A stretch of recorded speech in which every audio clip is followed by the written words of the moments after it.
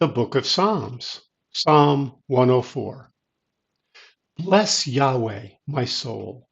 Yahweh, my God, you are very great. You are clothed with honor and majesty. He covers himself with light, as with a garment. He stretches out the heavens like a curtain. He lays the beams of his rooms in the waters. He makes the clouds his chariot. He walks on the wings of the wind.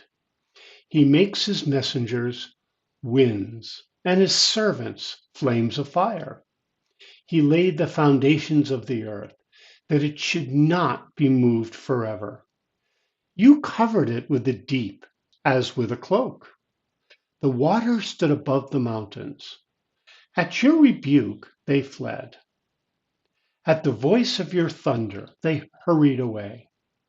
The mountains rose, the valleys sank down to the place where you had assigned to them. You have set a boundary that they may not pass over, that they don't turn again to cover the earth. He sends springs into the valleys. They run along the mountains. They give drink to every animal of the field.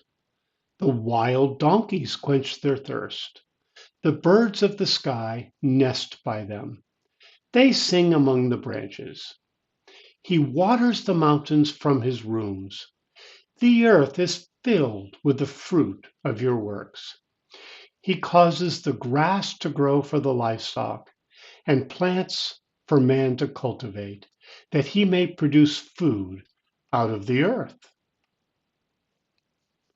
Wine that makes the heart of man glad, oil to make his face to shine, and bread that strengthens man's heart. Yahweh's trees are well watered, the cedars of Lebanon, which he has planted, where the birds make their nest. The stork makes its home in the cypress trees. The high mountains are for the wild goats. The rocks are a refuge for the rock badgers. He appointed the moon for seasons. The sun knows when to set. You make darkness, and it is night, in which all the animals of the forest prowl. The young lions roar after their prey and seek their food from God. The sun rises, and they steal away and lie down in their dens. Man goes out to his work, to his labor, until evening. Until the evening. Yahweh, how many are your works? In wisdom you have made them all. The earth is full of your riches. There is the sea, great and wide, in which are innumerable living things, both small and large animals. There the ship goes, and Leviathan, whom you formed to play there. These all wait for you, that you may give them their food in due season. You give to them, they gather. To open your hand, they are satisfied with good. To hide your face, they are troubled. You take away their breath. They die and return to the dust. You send out your spirit, and they are created. You renew the face of the ground. Let Yahweh's glory endure forever. Let Yahweh rejoice in his works. He looks at the earth, and it trembles. He touches the mountains, and they smoke. I will sing to Yahweh as long as I live. I will sing praise to my God while I have any being. Let my meditation be sweet to him. I will rejoice in Yahweh. Let sinners be consumed out of the earth. Let the wicked be no more. Bless Yahweh, my soul. Praise Yah.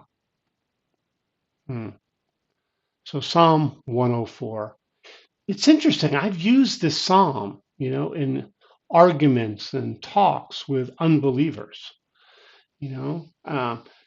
People who don't believe in creationism and things like that. And it's funny, you completely forget that they're in the middle of a psalm. This is a song that was meant to be sung, but I take it completely out of context, and use it to defend creationism. Interesting, you know. I mean, are these meant to teach in this way? I believe they are. I believe this is telling great truths about God in a way that people can remember by singing. Hmm. And it goes through that, Yahweh, my God, you are very great. You are clothed with honor and majesty. It goes to this huge litany that God is in control of everything. And I'm just surrounded by scientists and those who say that science controls everything. Science can explain everything. That, of course, there is no God. This is night and day different. Nature's in control or God is in control. So it says, he lays the beams of his rooms in the waters, makes the clouds in his chariot, walks the winds of the wind. I remember in 104:4, he makes his messengers winds and his servants flames of fire.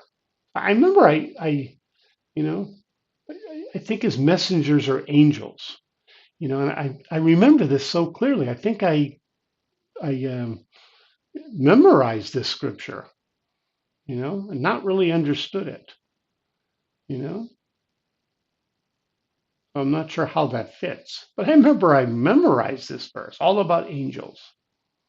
And in verse 5, he laid the foundations of the earth, you know. Then it says, you covered it with the deep. Why did it change from he? All these things were he did it. And in 6, it changed to you covered it. I'm not sure why he and you, I'm seems to still be talking about God though, And then you covered it with the deep as with a cloak. It's not literally a cloak, it's a simile. Hmm. The water stood above the mountains, and at your rebuke they fled.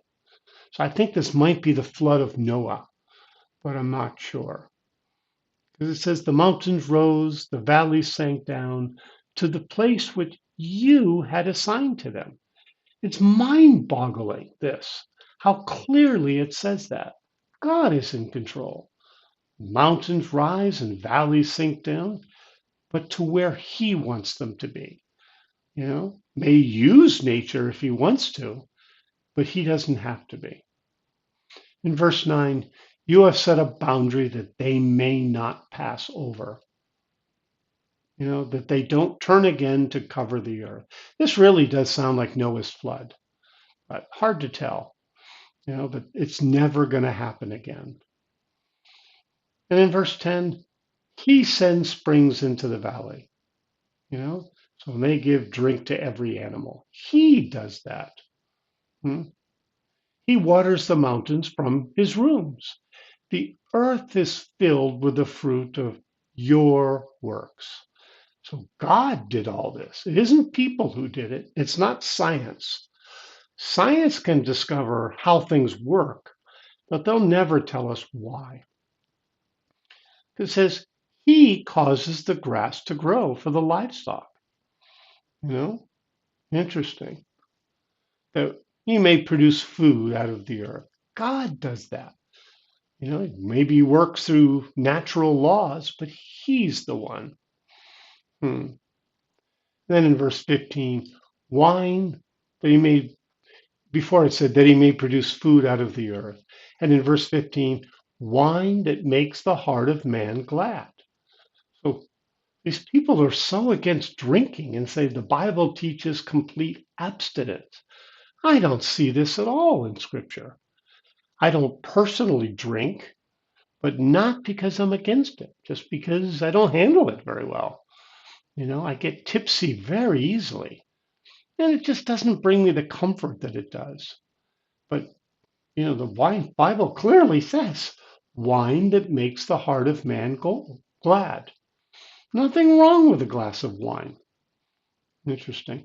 And he says it in this list, wine that makes the heart of man glad, oil to make his face to shine, and bread that strengthens his heart. All these things he's happy with, wine, oil, and bread. They drank wine because they couldn't drink the water. Hmm. And it says in verse 16, Yahweh's trees are well watered. He's in control.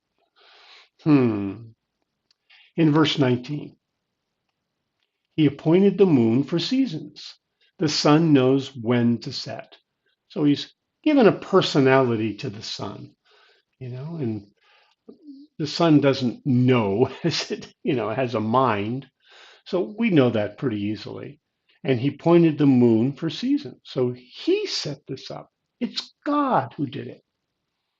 And in verse 20, it says, You make darkness and it is light. Now we know that darkness and light is caused by the rotation of the earth and things like that. But it says he's causing this to happen. Interesting. In verse 25, there is the sea great and wide, in which are innumerable living things, both small and large animals. The ships go. And then it says, and Leviathan, whom you formed to play there. So whatever this Leviathan is, it didn't come about through evolution.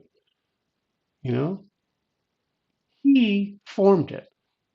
Used evolution, maybe, but it keeps saying that he formed it.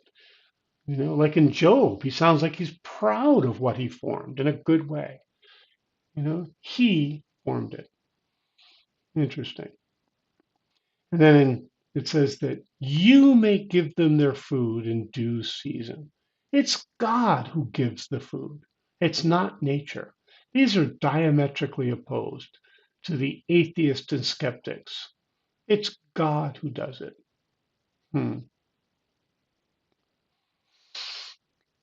Verse 29, you hide your face, they are troubled. You take away their breath, they die and return to the dust. So God is in control of life and death. We always forget that. God is in control, life and death. You send out your spirit and they are created. You renew the face of the ground. So God can create through his spirit. And it goes along like this. In verse 33, I will sing to Yahweh as long as I live. I will sing praise to my God while I have any being. And he says, let my meditation be sweet to him. I will rejoice in Yahweh. I so want to learn this, to sing to Yahweh as long as I live, to sing praises, that my meditation may be sweet to him. I really want that. I want to rejoice in Yahweh, and I'm not very good at it. Verse 35, let sinners be consumed out of the earth. Let the wicked be no more. Bless Yahweh, my soul. Praise Yah. So get rid of the evil in the world. A lot of these verses I've used a lot. It's nice to read them straight through. This is Psalm 104.